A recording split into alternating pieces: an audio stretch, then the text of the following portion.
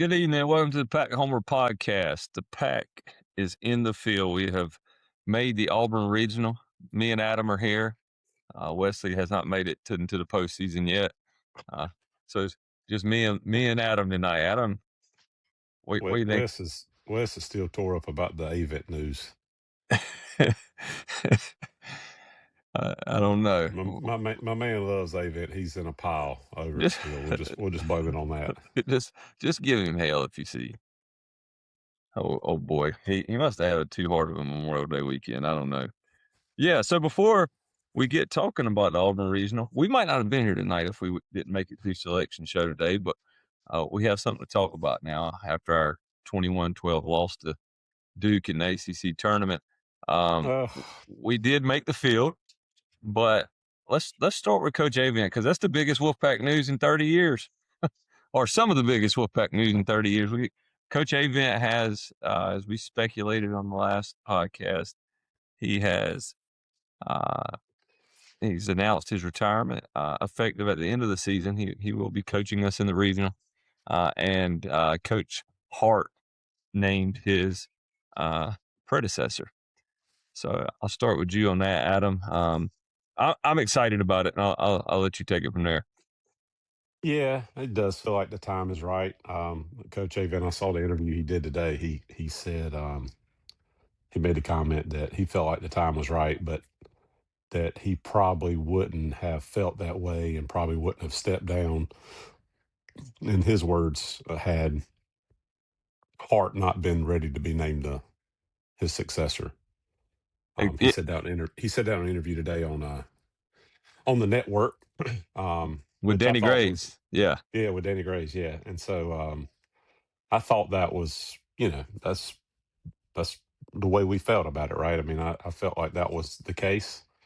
It does feel very much like Coach Avent to not make any kind of announcement. I mean, literally not even before the UNC series, like his last home series, last home games. I mean, I guess he did a little what curtain call to the crowd, I guess, at the end of it. Maybe I wasn't there, didn't see it, but that's Avent. He's selfless. He wants to make it all about the team. It's always been all about the team and the program for him. But yeah, man, what an absolute legend for NC State baseball. I mean, I know that a lot of people point to you know not getting some key victories at different times and stuff like that. But man, the guy led our program to the College World Series 3 times. 1,100 Arguably, wins yeah, at one school. at one school arguably should have won it in 2021. Yeah, don't want to get into talking about that, but I mean, just the guy's just Wolfpack through and through. I mean, I think as far as NC State employees, he's the biggest fan of the university for all sports. Period. I mean, Maybe you really ever. think, yeah, maybe ever. You think about it. I mean, he's through football coaches, through basketball coaches, both men's and women's. Coach Pat wrestling. I'm sure he's always, I would think, had good relationships with the softball coaches, but all those coaches always come and support him. You see him at all the other games. I mean, just Wolfpack guy through and through. Wes Moore, a big Avent fan. They're buzz. Exactly. Yeah. Yeah. Yep. And, so I just think that we're going to miss him, but I am very excited about Chris Hart. Yeah, when I said I think, was excited earlier, definitely not excited to see Coach Avent retire. It's going to be kind of of course, odd not seeing 9 there in the dugout, but definitely Niner. excited about. To me, like I know there's a lot of opinions on what we should do and if we should have a search and what Boo would do. There's no way to me, like Chris Hart, 22 years at NC State. I mean, Coach Avent talked about it. He's turned down other jobs.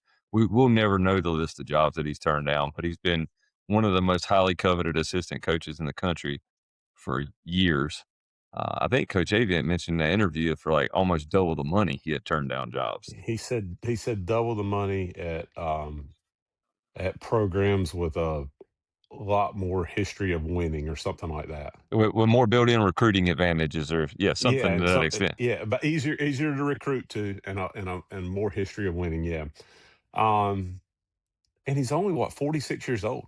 He's young, very young. So I mean, he's been with Coach Avent for 22 years.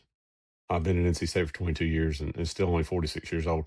And I didn't realize it. I didn't know anything about it until was it Gravely that video he narrated about Avent's retirement. It mentioned I think it was a 20, was it a 2021 or sometime early 2020s. A, I guess that's a what you call it. poll. Early, yeah, a poll done by, I think it was Baseball America, where they polled 90 D1 coaches, asking what assistant was the most ready to make the leap or something like that.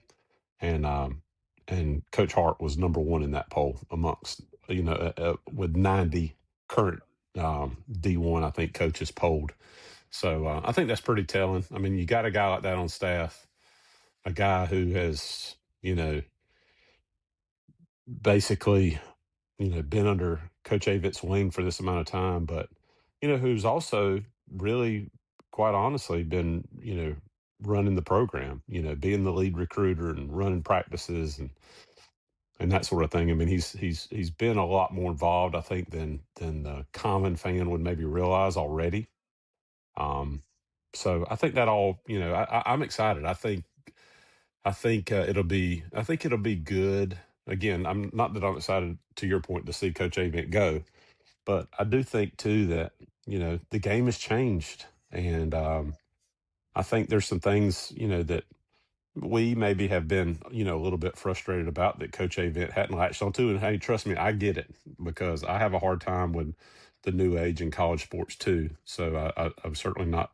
It's not a slight, but I think Coach Hart might be more on board, and I just think it'll be good. I mean, I think it's a good handoff. The guys on the roster already, were already recruited by Coach Hart, um, and I just think that will continue. I think we'll be able to keep the momentum with the staff that they already have. With the inroads they've already made. Because I mean, literally, they're coaching. I was watching a video in the last couple of days, and it was a kid in the cage, and it said 2030 commit. Not at NC State, but it was Yeah, like at a Louisiana Tech, I think. It said 2030 commit, and I'm like, can that be real? And I'm looking at the calendar, and it's 2026, like 2030 commit. So anyway, yeah, I'm excited for Coach Avent too, man, to get this chance to continue on. Um, I think it'd be a great story for us to put a few wins together here for him. yes, sir. And obviously, Coach Hart, if you don't know anything about him other than being 22 years at NC State, you do know a lot of the names he's brought in, especially from the state of Florida. Trey Turner being the most notable one. Ty Head right now on our roster, Ragusa, Consiglio. Uh, we've had a lot of guys, DeCarlo, come from the state of Florida the last few years, and Coach Hart. Rodon. Yeah, Rodon came to Raleigh, but yeah, via Florida. You're right. And then Hart was so Hart played at Florida State, graduated in 2003. That's how young he is. He joined NC State in 2005, but he played in 195 games for the Seminoles and went to two College World Series as a player at Florida State. So he is a very seasoned veteran in the baseball, and he doesn't just recruit the state of Florida. I mean, he obviously recruits pretty well up and down the East Coast, and that was really his calling card early in his career was how good he is as an evaluator of talent and as a recruiter. So, no, excited for Coach Hart to get opportunity, and I do hope we can string some together for Niner here uh, on the way out. Real quick before we talk about the Auburn regional, so uh, I mentioned the 21-12 loss in the ACC tournament. And just one thing I wanted to mention because I mean we were just crushed as a group watching the post game press conference. how bad our Oh kid, man. and it leads into the regional, but how bad our kids want another opportunity to play. If you have not seen the post game press conference from the ACC tournament, and Luke Nixon, who's no, I don't think it's questionable. He's kind of like the heart and soul of this team. I mean, he's just that gritty Avent guy. Just Coach Avent said that he doesn't use words that end in EST, best, Hmm. toughest, greatest. He said, but he's as good as as tough as any kid he's ever coached, as hard a worker as any kid he's ever coached. And Luke Nixon couldn't talk. Um, He he, couldn't get a word out. he was absolutely crushed, knowing that it might be his last time in an NC State uniform. So not just for Luke, but for those other kids on our roster that are going to get, another shot to put on the red and white. To know that we've built a program and that the kids in our program love playing in it and representing NC State that much. It means a lot to me that they get another chance. And I told you guys, I said when I watched that press conference, I was like, I got to get a Luke Nixon jersey for my man cave because he's gonna he's gonna be a he's gonna be an all time favorite for me. I know just seeing how much he loves our university. Um, and an under recruited kid and a kid whose dad committed to state, his brother was at state, and he's come in and started for 3 years and played on a college World Series team and um, been in the postseason 3 times. So, uh, man, if you haven't watched that, go watch it Yeah, because that'll be my vote for best thing I saw on the internet this week. yeah, yeah, we'll go ahead and crown that. So if you think a 32 and 22 team that was 14 and 16 in the ACC that maybe we weren't getting all we could get out of our guys, go watch that. If you think they don't care, if you think it doesn't matter to every single one of those guys in that dugout, in that locker room, you go watch that and you'll see how much they care. And in the day when they announced that we had made the tournament and you watch those guys in that room, and I'm not going to call out any names, but you can see names in there that are, star players, and you can see names in there that don't get a whole lot of playing time, and every one of them just excited. It means a lot to them, I think, for them to get another week at least in their college baseball careers. And then I think it means a lot to these guys in that locker room that they get to play for Coach Avent one more time as well. So let's talk about the Auburn Regional. So, second year in a row, we go to the Plains where Auburn is the number one seed, 38 and 19, 17 and 13 in the SEC. I think they're the number 4 national seed. UCF, which is going to be problematic at Adams' house. If you guys didn't know, Adam's wife and her family, they might literally be, I'm not embellishing here. They might be the biggest UCF fans I've ever met in my life. Oh, I know they're the biggest fans I've Yeah, ever met. yeah, They might be the yeah, biggest yeah, fans at the school. They go to everything. yeah, So the for Knights sure.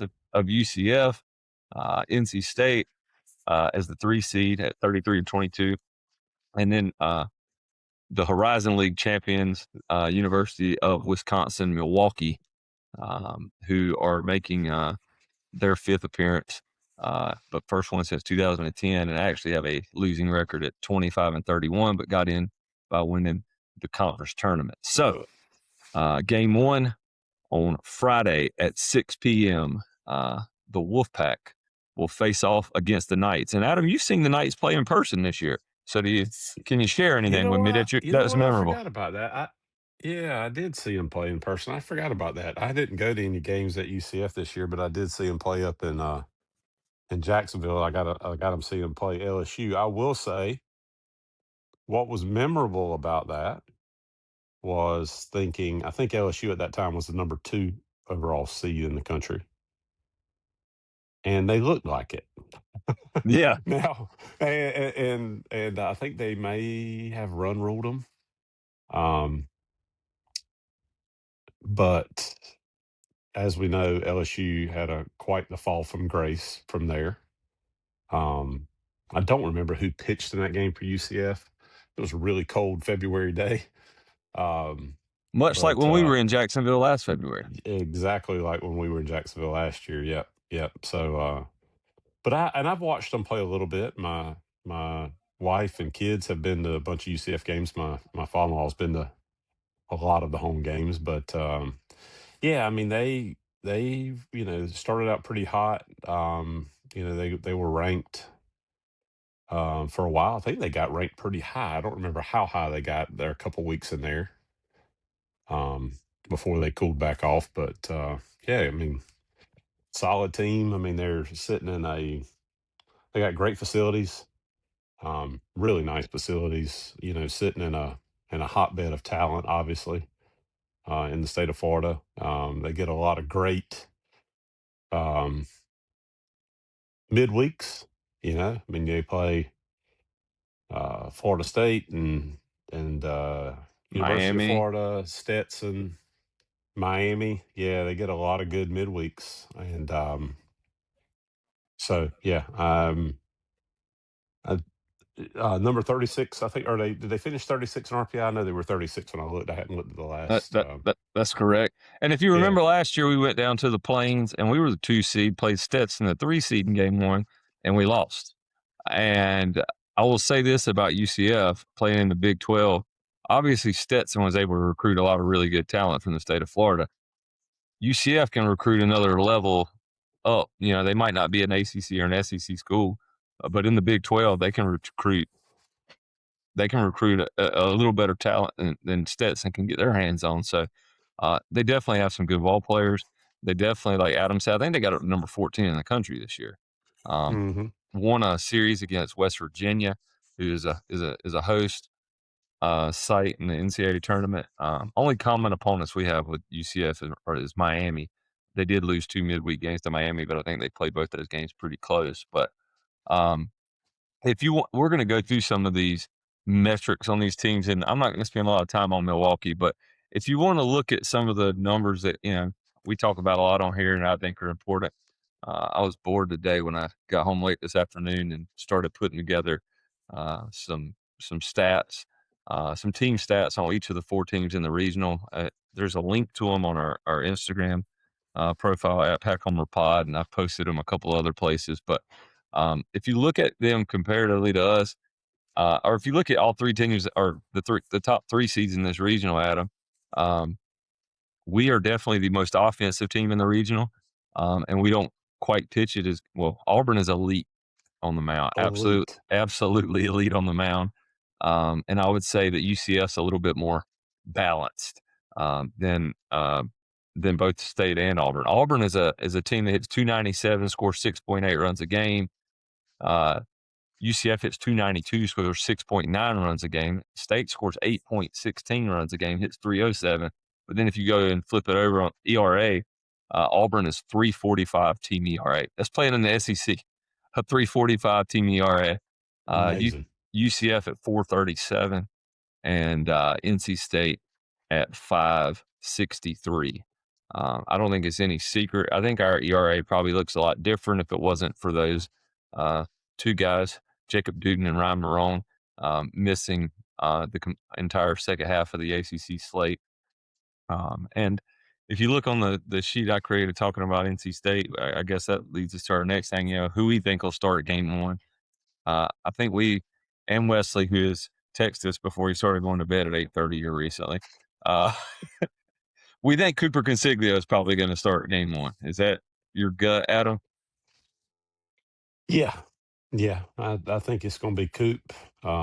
I mean, I think where we stand right now, he's our number one option, you know? Um, but yeah, I mean, I think it's going to be Coop. Be interesting to see. I mean, hope we can get, a strong outing, quality start from Coop. Do they measure quality starts in college? They're Uh, probably doing some metric that maybe we don't have yeah, I access don't to. see it on our stats, right? Um, we could get Ethan. Ethan could tell us how many quality starts. Yeah, Ethan, I have to fill us in. Yeah, Ethan could fill us in. But yeah, I mean, I think it's going to be Coop. Be interesting to see who we go to next um, out of the pen. Um, I would imagine Andrews pencils in there somewhere out of the pen behind Coop because I would hope that it's game 2 would be Nance and and then potentially Ryan Marone.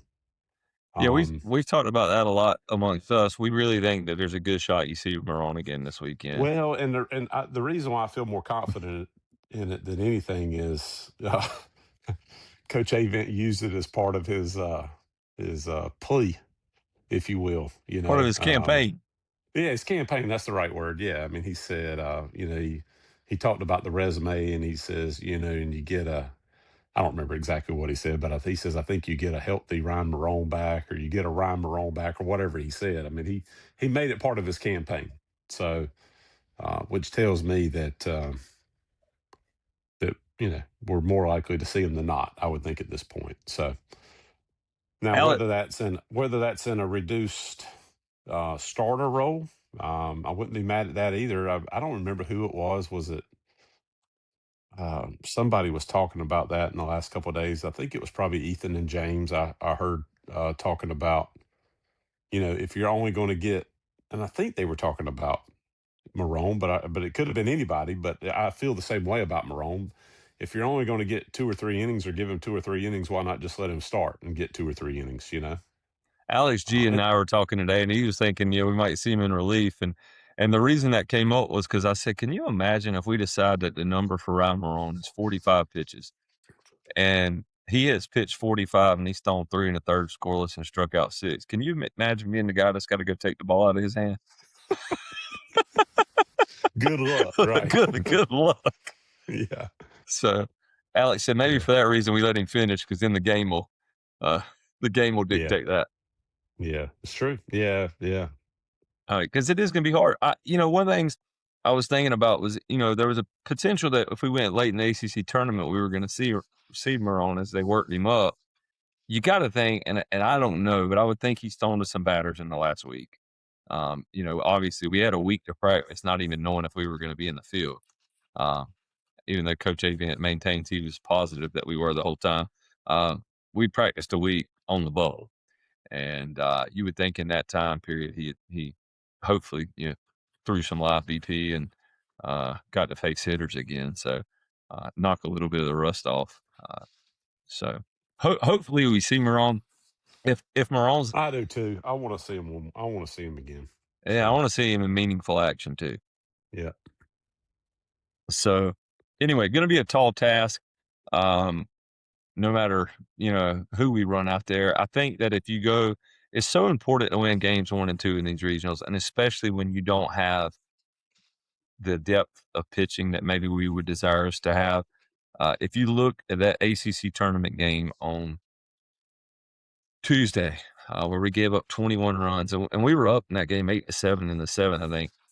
So obviously we didn't have Anderson Nance available. He threw 100 pitches against Carolina on Saturday for us to win that game, which might have been what got us in the tournament. Um, Also, we did not have Coop available. We had Andrews on short rest. So if you look at how we pitched in that game, being depleted, well, that's what game 3, 4, 5 of a regional is going to look like for us. I mean, we're going to have to score a ton of runs, yeah. and the more games you got to play, the harder The, it's hard to come the, back after you lose one of the first two. with our staff right now, the only chance that we have is, I feel like, is you know assuming it's going to be Coop, and then whoever our game two starter is, they just got to give you got to get probably 6 innings out of those guys, Yep, to have a I shot. agree. Because if you get 5 or 6, at least know you're probably in it, and but you're just going to have to get those kind of outings out of those two guys, and hopefully get them some run support. I mean, you mentioned Auburn's, um, you know, offensive stats, metrics, or whatever. I mean, they don't. There's nothing they really do offensively that wows you. I mean, I think if you're lucky enough to get in a position to get a lead, seems like you know fare a little better for the staff in the shape that we're in. But yeah, man, um, I was looking at that one. I mean, they've hit 73 home runs to our 77. It feels like we have not hit very many home runs. Yeah, yeah. Yeah, I and agree. for them to have even less. Um, and UCF only 51. That's shocking to me too. But We um, outpace Auburn in every single offensive metric. Where they hit 297, we hit 307, 6.8 runs a game, 8.1 runs a game, 73 home runs, 77, 468 slow, 503 slow. They walked 241 times. We walked 302. They have been hit by 16 more pitches than we have. We've struck out almost 100 times less, on base percentage 20 points higher, and we've stolen 18 more bags. Now, some of those numbers are pretty tight, but when you go flip to the other side and look how well they pitch it, um, they pitch it as good as anybody in the country, and they played the and only toughest. giving up 30 stolen bases. Only 30, exactly. Again, and they've played the toughest schedule in the country, and they have a 3.45 ERA, and they've only walked 152 guys. That is a mind-numbingly Yeah. look. I mean, that is ridiculously low number when you compare that to us who have walked 244. Um, that it that's pretty dang impressive. Opponents hitting 229 against them. Um, and they fielded really well. So if you look at their three starters, let's talk about UCF first because we have them in game one, and we have to beat them to even get an opportunity to play Auburn. But UCF, Mateo Gray, a 4.87 ERA, a righty. Camden Wicker, 5.3, a 4 ERA, another righty. One thing I did notice about UCF is they have very little left-handed pitching. They only have one left-hander who's thrown 22 and 2/3, and no other left-hander in their entire team has thrown more than 22 innings, which is pretty notable, I think, because a lot of times we sit Bargo, who has been hot lately, has a 6-game hit streak. Bargo, a lot of times we will sit against lefties, and Bargo hit a home run there in the ACC tournament that, man, you felt like he's about to be Yeah. back. Um, so the fact that they don't throw many lefties, they do throw a ton of arms. They got Kevin Shawboom, who's got a 3.60 ERA and 30 appearances. Um, they throw a lot of different guys in every uh, every outing. I looked at some of their games when I was trying to figure out who their starters were, Adam, and it looked like they staffed some games. Like a lot of their box scores look like Stanford games, where they'll throw 6, 7 guys. But I expect we'll see Gray, a right-hander on Friday would be my You don't guess. think it'll be Wicker? Be one of the 2. I look so Gray has started more on Friday nights than Wicker has, but Wicker has started more games. So it's really the second half of the season when Gray started Gray. starting on Friday Gotcha. nights, where I think Wicker has started in every series of the year Yeah, because for UCF. he's got 15 starts and Gray's got 8. Yeah.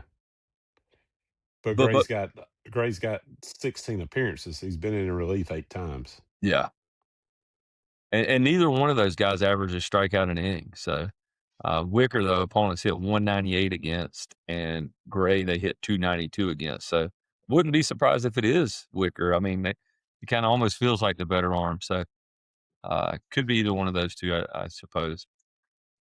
But not a whole lot. Like I said, not a whole lot of lefties in that bullpen, but a lot of guys in the bullpen that have thrown a lot of innings. I mean, they got one, two, three, four, five. You got 5 guys that come in relief that have 19 appearances or more, which is a pretty big pretty big number. So they're gonna probably throw a lot of different guys at us. But I do think matching up lefty on lefty is not really something that they are We're probably going to that be able to do. comfortable with. Yeah, I think Yeah. they trust the right-handers more. So, uh, That definitely suits our options. I mean, our lineup better, you know. A lot of lefty pieces. and to not hit a lot of home runs, Adam, they don't steal that many bases. They've only stolen I know. 49 bases, and they've hit 51 home runs. Wesley he'd have a heart attack with those numbers. Yeah, that's half the stolen bases that we have. Yeah. Yeah, That, yeah. with 26 less home runs. So Yeah. I think that's you know gonna be kinda interesting. I haven't watched them enough to really, uh, understand, how they score their runs. They got 2 guys that have accounted for basically, half of their home runs on the season, so, uh, and they even only got 3 guys with double-digit doubles. So, um, you know, 526 hits and a 292 team average, but, yeah, not as maybe, some of those numbers maybe not quite as sexy offensively as you would think. Going back to the left on left thing, so Bargo, uh, has only gotten 29 at bats all year against left-handed pitching, so that kinda shows you how, limited, we've had him against left-handers, so I think that does, bode well for the opportunity of him being in the lineup. I don't know what we're gonna do, with Mikey Ryan now that or Mikey Ryan, Serrano, Johnson. I don't know what the right field situation looks like for us, but I think that'll be kinda interesting to see what we do there, as well. I don't think it'll be Wigginson, right? I don't. I think Wiggins is a hitter only at this Yeah, point in the season. yeah, yeah. All right, let's talk about Auburn a little bit. Just hoping we get an opportunity to play those guys because I really would be shocked if Milwaukee is able to take them down. Uh, the ace for the Tigers is Jake Marciano, left-handed transfer from Virginia Tech. We actually beat Marciano last year when he was at Virginia Tech, but he is 5-5. How do you go 5-5 with a What a 264? 264. Yeah, That's like Rodon in 2014. I mean, you talk about a guy feeling like he's got some bad luck. 5-5 with 264 ERA. So it would be Marciano or Alvarez would be who we would almost be guaranteed to face. I think they've gone 1-2 a lot. I mean, possibly Petrovic. But if you look at Marciano, he's got 100 strikeouts and 81 innings. Alvarez has 102 strikeouts in 73 innings. So Wow. There you two go. two dudes. Yeah. And then if you look at their pen, uh, they throw a lot of different dudes too. Really just shocked at how little they walk people. Blows my mind that they just don't give up the free Did pass. you see that, or you might even send it to me? Did you see that Trevor Bauer, was that something that he posted About throwing strike one? about strike one? Yeah. What was it he said that, I mean, it was unbelievable. What was it? The hitters.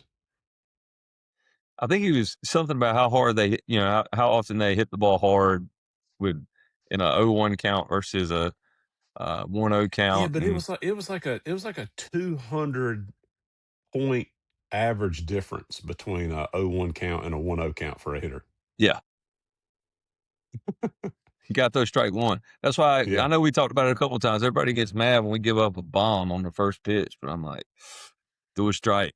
like, yeah, I mean, he like located a little better sometimes, maybe a knee strike's better. That's why Greg Maddox is in the Hall of Fame throwing 92, but um, or 88 some nights. But uh, you know, if you can locate strike one, I mean, that's a big deal. And obviously yeah, Auburn is doing a lot of that. yeah, Be absolutely. be interesting to even know how many times they get in like 3-ball counts with walk numbers like that. So um, and also allows you to go deep in games when you're not having a lot of extra added traffic. You'll remember some of these names from last year, Adam. If you look at the Auburn offense, Bub Terrell, he's hit 16 home runs, hitting 303. He has struck out 71 times. Bristol Carter wasn't Bristol Carter a ECU transfer? I don't know. I believe so. Anyway, he's hitting 299 for him. He's only hit 2 home runs, but they have 4 guys that have hit double digit home runs.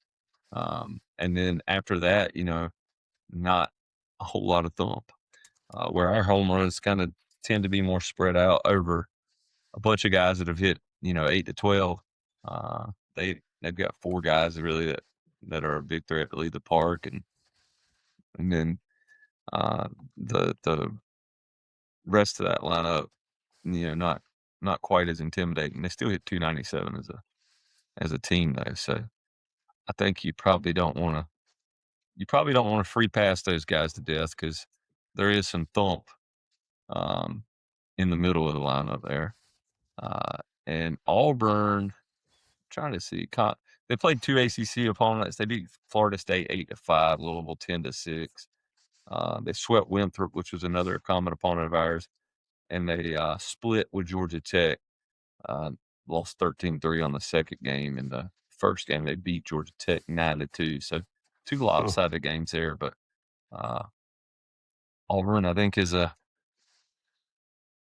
a really good baseball team. They're Yeah. 38-19. The number 4 overall seed. Yep, with the toughest schedule in the country. So anyway, what are your thoughts? What's got to go right for us to have a magical run, Adam? I think for me, we got to win game 1 and 2 somehow, some way. Because I really think if Consiglio, Andrews, and any of those guys, if you get their best, they can beat anybody. I mean, Andrews has pitched his ass off at times. I know he's kind of been Yeah. thrown under, kicked under the bus a little bit. I mean, there's times where he's just gone out and been dominant. Consiglio's Agreed. definitely gone out and been dominant. Anderson Nance has been as good as anybody in the country at times. And then, you mix back in around Marone, which Ryder Garino do you get? Sam Harris and Hemrick, the two freshmen, if you play for a while in this series, they're going to have to pitch. And what are you going to get? So what are your thoughts on that? I think I mean, you mentioned it. You said what would have to happen. We're going to have to pitch well. I mean, it feels like offensively we have been hotter lately, or at least scoring more runs. Still some opportunity for improvement there. I mean, we've left a lot of runners on at games too. But I would say, as banged up as we have been, and I'm not just talking about Marone, but I'm talking about, Mikey Ryan and a few other little tweaks here and there. Um, Hopefully, all this downtime after losing out on Tuesday of the ACC tournament, helps you, right? All this rest. So have the potential of being very fresh, should be very fresh, not just the pitching staff, but everybody. And maybe that time off doesn't always benefit, but maybe for us, would need to get our rotation back in order, and needing to get a few other guys even more healthy. Um, Hopefully that plays. I think we're going to need all the things to fall our way to come out of the plains and Auburn, the plains of Auburn. Yeah, I think we're gonna have to play a style of offense to if we were able to beat UCF, which is going to be a tall task, guys. They're a better team than us by the metrics. So there's a reason they're the 2 seed and we're the 3 seed. So if we were to get by even then, I think Auburn. The only way you're going to beat a team like Auburn, you're going to have to make them play a style that's uncomfortable. You're going to have to run. You're going to have to bunt. You're going to have to uh, do something to make those pitchers uncomfortable. You can't just let them sit there and just pound a zone all Mow night you and down. Yeah. mow Hmm. you down. Exactly. Another thing, when I was doing my homework today, so our leadoff man, Rhett Johnson, our fabulous freshman's got a 28 game hit streak. Um, but I got a question for you. I was going to ask you, Emily. Say, who do you think on our team has the most multi hit games? Luke Nixon. Luke Nixon and Rhett Johnson are tied for second. They have 21 multi hit games. Is it McHugh? It's McHugh. So McHugh Huh. leads the team in multi-hit games. He's hitting 319 this year after hitting 370 last year. And to me, that is like going to be critical this weekend that we get the hot McHugh. Because McHugh, obviously, to have 22 multi-hit games to be hitting 319, he's streaky. Yeah. I mean, I think if we get a hot Chris McHugh, a hot Dalton Bargo, a hot Sherman Johnson, a hot Mikey Ryan, all those guys have been streaky this year. There were times this year where people were talking about, not just us, national people even talking about, are we going to bench Mikey Ryan? Or can you keep running Sherman Johnson out there at third base? Bargo went, in a terrible slump. McHugh has been in slumps. And then there's been times when those guys are all red hot. Like Mikey Ryan carried the offense for a couple weeks. Sherman Yeah. Johnson carried it for the next few weeks. Luke Nixon and Rhett, and Ty Head, I think they've kind of been about the same every week, and they've been a huge part of what we do offensively. But if you just get Rhett, Ty, and Luke to just keep doing what they're doing, and I think Luke's had a little extra lately too. I mean, God, he's hit a lot of balls hard, started hitting the ball out of the park even more. But if you get Rhett, Ty, and Luke to just keep doing what they're doing, and you can get maybe two of those other guys hot at the same time, a Sherman and a Mikey, a Chris and a Bargo, any combination, I think that's what it's going to take for us to find the luck. I hate to say call it luck, but you're gonna have to get some other guys hot to go along with those guys. I mean, Yeah. it's a tall task for us. We got to score runs.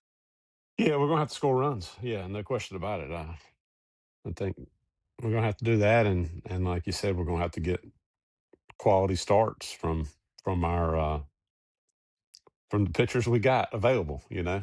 So And last year, the only reason we made it to the finals of the Auburn Regional was because two guys that we didn't even probably talk about on the podcast got hot. Last year, it was Brandon Novy and Ryder Woodson Ryder Woodson, yeah, got hot against Stetson in that our third game of the regional. So you never know who it's going to be, but somebody's going to have to get hot and put us on their back, and we're going to need do it uh, do it for Niner. some plus pitching performances. And I believe those guys are all in on doing that, Adam. I do too. I do too. All right, I want to go through the field of 64 real quick, just by region. So everybody today, Mercer was the big uh, Oh man, snub, 28 in RPI. A lot of people were blaming us. I don't know if you noticed, we were not even in the last four in. We were actually yeah, firmly in the field, I guess, based off of uh, DSR, KPI, and RPI. Is it KPI? I think it's KPI. I don't know. Anyway, the three metrics they use, we were actually firmly in the field. Mercer, a lot of people felt like, you know, got screwed. I think well, yeah, Ken- Kentucky. the guy from 11, the guy that started, what's his name, Ben, that started 11.7. Yeah. He's a Mercer alum, So he's pushing it. Yeah. so he's pushing it. So a lot of those kind of tweets that were catching traction out there today, that a lot of people were responding to were from him. I'm sure, which I get it. Hey, Yeah. I'd advocate for our guys. yeah, exactly. I guess what Mercer did wrong, and this is a cautionary tale for us going forward, they had a terrible non-conference schedule. And then their conference schedule is already not good. They only won one quad one game. I have no idea how you can Yeah, be 28 in RPI and play 34 quad three and quad four games. So I guess what agreed. the committee said is that they had every opportunity to challenge themselves in the state of Georgia, and they didn't do it. They Yeah, didn't play get some of those guys around you. yeah, Yeah, Georgia Tech, Georgia, South Carolina, upstate. You can even go down to Clemson. Yeah, Tallahassee, Clemson, and they didn't do it. So I think that's what hurt them. But just want to go through the regionals real quick, and I got some numbers from pairs win probabilities too. So if you go to the number one overall seed, UCLA has Virginia Tech, Cal Poly, and St. Mary's. We'll just pick them. I think UCLA is going to win that regional.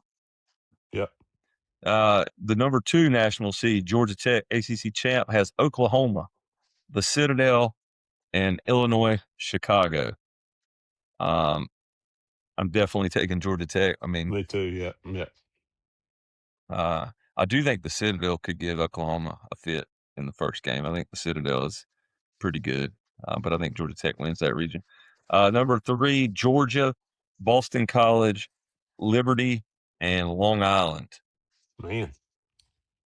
Definitely taking Georgia, Yeah, Georgia's been good, and but I didn't. Did they win yesterday? I didn't even see. Or they Saturday? Did they did, play they Sat? did, they did win. They beat Arkansas. Okay, yeah. Yeah, that's Um, because that's probably why Arkansas probably didn't get the host. Maybe. Number four in the Auburn Regional, Auburn, UCF, NC State, and Milwaukee. We're not even going to pick it because you guys know we always pick us. Uh, Yeah, Number yeah. five, We're already talking about having to go to Lincoln. Nebraska. Yeah, we've already been looking at flights. I just figured, hell, we went out in Nebraska. We just stayed all week and drive over to Yeah, Omaha. yeah. Yeah, we want Dalton Bargo to have a homecoming out there in Nebraska. He's from Omaha, so Uh, the Chapel Hill regional to me, Oh man, what a tough draw that is, by the way. gosh, the number 5 overall seed, and that's what they give you? So what was it? When was it that Tennessee was there? Was it last year? Or Well, LSU was there 1 year, oh, that's right, it was LSU. Not yeah, you're right. Uh, but that what? UNC Because regional is UNC, Tennessee, East Carolina, and VCU. I mean, that almost is and what is VCU? Aren't they like 37-16 or something? Like, yeah, I mean, that yeah, that wow. that's a tough region that they And so is oh my gosh, I'm drawing a blank. Norby. It's Norby, right? yeah, Norby for ECU. Yeah, he's not going to be available Friday then, I don't know. I because mean, he pitched Sunday, right? He pitched 5 innings Sunday. yeah, he'd already thrown in that tournament too, hadn't he? Yeah. So I don't know. I think at this point in the season, they might run him out there yeah, against them. that would be Again, pretty awesome if they saved him for Saturday, though. it would. But VCU is number 82 in the RPI. They're 37-23, and that's who UNC has game one. Like Yeah. if I mean maybe the toughest matchup for a 1 seed uh, in the tournament. But I mean I don't feel sorry for them. Uh, Yeah. I still think UNC is really good, and they probably win that regional. But that one to me on paper has got to be the most exciting one 100%. to watch. And if you look, so I was mentioning the pair rankings. UCLA has an 88.4% chance of winning their regional. Georgia Tech 84.9, Georgia 86.4, Auburn 75.8, UNC only 65% chance to win that regional as the number 5 overall seed. So Wow. really tough. All right, Texas regional, UC Santa Barbara, Tarleton, and Holy Cross. Pair gives Texas an Texas. 82% chance. I think Texas wins that. I do think Santa Barbara's got some arms, but it's gonna be hard to go to Texas and win. Yeah. The Alabama regional in Tuscaloosa, Alabama, Oklahoma State, USC Upstate, and Alabama State. Um, Pair gives Alabama a 66% chance to win that regional. Um, I think Alabama wins it, but Oklahoma Yeah, me State too. will probably they're not going to lay down. It'll be a Yeah. good regional. Florida, Miami, Troy, and Ryder. I think that's another tough regional. Florida at Yeah. 67% chance. I would not be shocked to see Miami win that regional. I wouldn't Um, either. I mean, I mean, Florida's been, you helter know, skelter kind of all year. yeah, like it seems like they've been that way for the last 5 years, I mean, They just, lost a weekend series to High Point, so yeah, I would not be shocked to see Miami yeah. go in there and play really well. Uh, then number 9 seed Southern Miss, Virginia, Jacksonville State, and Little Rock. Man, Uh, I know that. I kind of wish we'd have got that Hattiesburg draw, no, man. I know. Uh, Virginia's got to watch out in game one. Jacksonville State pitches really well. And Jacksonville State, don't they have a Eli Pillsbury, ex Wolfpacker. but they have the second or third highest odds of winning as a 3 seed, right? Yeah, Do you 19.6%. yeah, That's a big number. Yeah, Southern Miss only got a 56.9% chance on Perry winning that regional. And, Virginia, obviously, and Jacksonville State both play a lot into that. Let me see. I'm looking at the wrong season. They have some crazy stats, I believe Jacksonville State does. So Jacksonville State is their overall record is come on. Don't want to give it to me. Why can't I get their stats? They're 46-13, Jacksonville State is. And well, Pillsbury, he's struggled a little bit since his hot start, but he's 6-2 for him, ex NC State pitcher. He's a weekend guy for him, made 15 starts for a 7 ERA. Jacksonville State has a 3.77 team ERA. So it might Wow. go down, Yeah. might go down there and pitch it, make it interesting. Um, the Virginia's just seemingly been so just finished the season kind of on such a cold streak. It feels like. Yeah, I just don't. It's hard to like get a lot of faith in them. Yeah, it is. Florida State in the Tallahassee regional with Coastal Carolina, Ooh, Northern Illinois, and St. John's. Um, I don't know where Fluky's at for Coastal. Has he bounced back any? Um, they had. I have a hard enough time keeping up with our players. Uh, Y'all. I know, Adam. I know. Anyway, Coastal Carolina could give Florida State hell. Florida State's just so good on the mound. Uh, I just don't. I don't know. It's hard to imagine them losing Fluky did a home though. a home series with their pitching. Fluky did though 4 innings of 1 run ball in his last outing, so he's probably closer to ready. But I mean, Coastal lost 2 out of 3 in their conference tournament. I'm not picking them to beat Florida State and Tallahassee. It's a tough place to Yeah, play. that's why. All right, Eugene, Oregon. How about that? Man, this is a tough one. We got Oregon Uh, State and and or Washington State yes, and Washington State. that'll be a highly attended regional. Yeah, they should have shipped one of them off to UCLA or something. I feel like, but Yeah, but man, they're gonna sell some tickets yeah, for with the sure. with the Ducks and Beavers going at it. It's I the think Civil War. I think Oregon State's gonna beat them. They're more seasoned. Yeah, They have a major I like. injury too. Texas A&M 12 seed, Southern Cal, who was like a RPI darling early in the year. Texas State and Lamar. I like A&M. You too? Yeah, yeah. How about in the Nebraska regional, Nebraska and Ole Miss? And I'll take Arizona Ole. State. I think I would take Ole Miss. I think so too. I Talk about mean, being more seasoned. yeah. The only thing is I got Arizona State game 1, and that could be a good ball game and give Nebraska a chance to sit back and watch. Mississippi State, Cincinnati, Louisiana, and Lipscomb. I just don't think anybody's going to Starkville and coming out alive. I think the No, Bulldogs are going to roll there. Ooh, here goes one. I'll take. Kansas I'll or take. Oh, okay, Kansas. Yeah, go ahead. Arkansas, Missouri State, and Northeastern Arkansas. Arkansas. Yeah, Sorry, I know Kansas is a media darling. I just don't think nobody. I think the yeah. Hogs, they're gonna and I'll Coach take it. Van Horn could be retired anytime. What'd you say? I said, and I'm gonna take the Deeks in Morgantown. I believe in the Deeks in Morgantown too.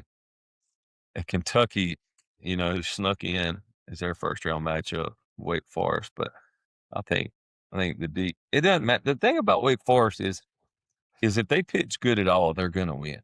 Like Yeah, they have so yeah. many arms. It doesn't matter. Like they're just gonna keep running out guys that throw 97 at you, and if they can just throw the ball over the plate, they're hard to beat. So, What's the one kid's name? The uh, big righty, Lavonis, Chris Lavonis. Lavonis. God. Yeah, I mean he's not even draft eligible yet, right? No, he's next year's number 1 pick probably. So, He's a next year top 10 pick. oh yeah, for sure a top 10 pick, right? Um, Yeah. I think I heard today in the selections show. I want to go look this up. They said the catcher for West Virginia could be the number 1 overall pick in the draft next year, which was kind of Next year, yeah. which Uh, that means that he's gonna probably be shipping down to Baton Rouge or somewhere. yeah, he's gonna get out of town. That is well, I don't know who their catcher is. Um, I don't know who the catcher is. Yeah, it seems like you know, I get did UCF. I mean, UCF was 19-11 in the Big 12. I mean, that's got to be like third, right? Who was? UCF? UCF was 19-11 in the Big 12. I'm talking about. I mean, is that third behind Kansas and West Virginia? Well, what about Oklahoma State? Let's see, Yeah, but how 2020. how can they be better than 19-11? How can there be three teams better than that? They were actually fourth. Okay, so Kansas at that's a 22-8, uh, West Virginia at 21-9, and then Arizona State and UCF actually tied at 19-11, and then I was gonna say, man, Oklahoma yeah, there State at must be 18-12. some real bottom dwellers, but I don't know. It seems like the committee wasn't real impressed by the body of work for the Big 12 to put Kansas and West Virginia 15-16 or what 14-16. Yeah, I think you're right. Yeah, Gavin Kelly's the catcher at West Virginia, and What? Yeah. people were really high on. But Huh. anyway, I think we beat it. We beat it to death. I think we got it. Hope the Pack can do it for Niner. I'm I do excited to too. see the guy get to coach in another regional because he loves it. I Yeah, mean, he does, man.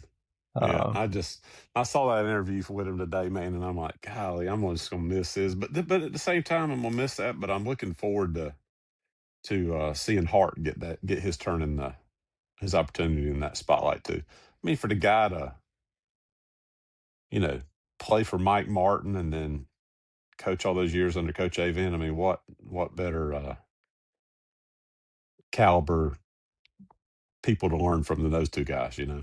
when I was So watching them talk to Danny Graves today, I was thinking A-Event would be great doing baseball on the ACC network. But then I was thinking you could not let him do any NC State game because he loves NC State he so much. he's he's damn sure a Pack homer now. He is a Pack homer. Coach, we want you on the Yeah, show. You can yeah, come on anytime. yeah. Somebody get the word out to him that we want Coach He Hayden already on told the he show. already told us that he loves us. Now he'll have to come on and prove it. Yeah, have to prove it. He said he had 501 text messages he had to respond to. Yeah, he said he got the three of them on his way home. Yeah, he said, I hope I don't get in trouble. Oh Oh man, gosh. he's great. Gosh, he's great. So yeah, I hope we do it for Niner. All right, Adam, I appreciate you Yeah, joining me tonight.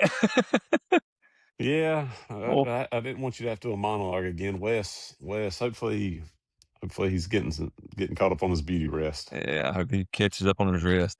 He says he's gonna go to Nebraska if we go out there next week. We'll I was see. thinking about has Wes been to more than how many NC State baseball games he been to this year? Maybe 3 or 4. He don't listen, so we can talk about him. Yeah, that's Has he right. been to that many? Okay. He went down to Wilmington. He went to opening day with us. Maybe 2. The boy's got a lot going on in life. He's got a newborn. He watches. Well, He'll be blowing us no, up no, and he telling us watches. how bad we are if we No, no, don't he play good. watches. Yeah, yeah, he watches for sure. But he does not listen to the podcast at Yeah, all. exactly. He said he's never listened to an episode. So Yeah, every now and then he will consult me and Adam and ask us if he said anything he shouldn't have said because he refuses to go back and listen yeah. Well, and himself. sometimes if you're listening or watching and you see where the clips just don't quite go together, it seems like there's a little jerk between the transition or whatever. You know, my man Wes said something off topic there. he So he might have went on a rant. yeah, we don't want to say we have to cut out anything that might get him in trouble with HR or with the Any of the Wolfpack parent, Club. any of the parents at the ballpark. Yeah, yeah, yeah. Oh That goodness, too. Yeah, we're just protecting him. yeah. All right. Well, All right. talk soon. Well, Go pack. I hope we get to talk and preview the Super next. Yeah, I hope so. No promises Do, if we don't have a super to talk about. I know. Yeah. Well, let's do it for Niner guys. Do it for Niner. Go pack. Go back.